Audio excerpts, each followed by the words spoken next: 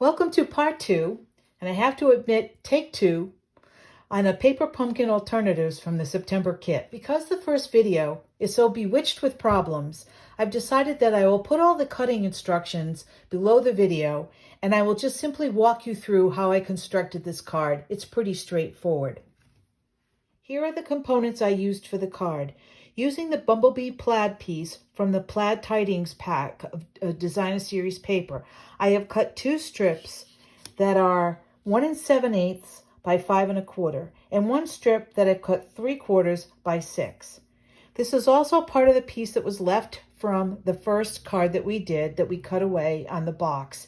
You want to take it and slice off the diamonds that are on this side, and then you want to take it and cut it in half. These are also the elements from the paper pumpkin kit that I've used. Assorted leaves, a sentiment strip, assorted flowers, the double pumpkin, and the smaller pumpkin. You will also need a piece of pretty peacock that has been cut 8 1/2 by 5 1/2 and scored at 2 1/8 and 6 3/8. Lastly, you will need a piece of whisper white cardstock cut 5 1/4 by 4. Again, I will place all of these dimensions below the video, both on Facebook and on YouTube. Start by affixing the 3/4 inch by 6 inch piece along the left-hand side of the inside of the card. I left about 1/2 inch. Then you simply trim these off, and that way you're always certain that your strip will match exactly with the piece that you've cut, and you never have to worry about being so exact. Once you have the strip in place, then take assorted leaves and scatter them down the left-hand side, and I also put one over here on the right-hand side. Now we move to the front of the card. You want to begin by attaching these scalloped edges, bringing them down about 1/8 inch. I'll tell you what I did to make sure that I got those right. I actually glued just the left side on this side and just the right side on this side down to begin with, and made sure that they were centered and that they met equally up here. Then I put some glue on these. Liquid glue seemed to work better for this step, and I slipped them into where I wanted them to be, again making sure that they aligned at the top and the bottom. Once they were set, I went back and finished gluing the part that hadn't been glued, and that was a real easy way to make sure that everything was aligned. The last steps are to decorate the card.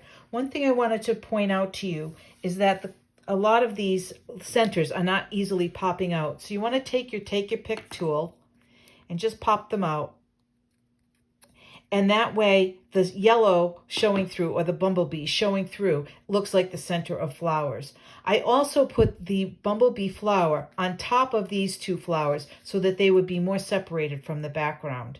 I slipped the curlicue in. I just glued a piece of it down so that the rest could be loose and have a little bit of movement in the card. For the bottom right part of the card, I affixed the pumpkins. I affixed the small pumpkin using a stamping dimensional, and then I used the smallest sentiment strip from the kit, and I stamped Give Thanks, also from the kit. I hope you enjoyed both videos and that you will get to make these paper pumpkin alternatives with your own kit.